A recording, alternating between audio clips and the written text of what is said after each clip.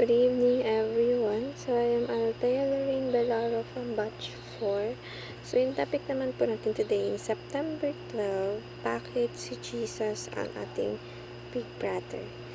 At Son of God, at ang scripture po natin today ay matatagpuan sa John 1 verse 14. So, basahin po muna natin yung concept ng Son of God, of course.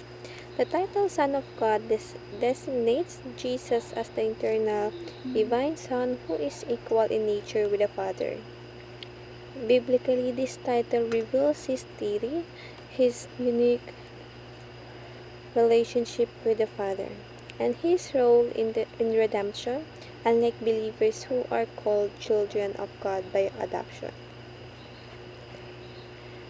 Jesus is the Son by nature, sharing the same essence with the Father.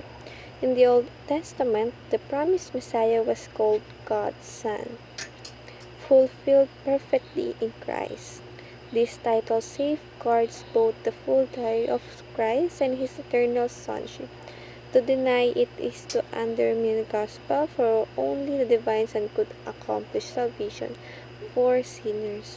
So, dito po, no, bakit nga ba talagang, alam mo yun, talaga pinapa-emphasize talaga sa ating mga isipan na ang Panginoong Diyos ay binigay niya kanyang kaisa-isang anak dahil yun lamang po yung sagot upang tayo ay mabigyan ng pagkakataon muli na magkaroon ng pangalawang pagkakataon na mabuhay kasama ang ating Panginoon. Dahil kung hindi ito ginawa ng Lord, for sure, alam na natin kung saan tayo pupulutin.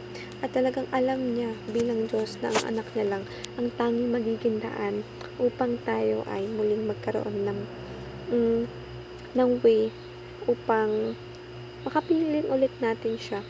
Sabi nga sa teachings na Jesus is the one and only Son of God, nag-iisang anak ng ating Panginoon Diyos na ibinigay niya sa atin upang tayo ay maligtas. Tayong mga tao, grabe kinikilabutan ako doon. Jesus name, thank you Lord. Jesus is our sacrificial and loving big brother.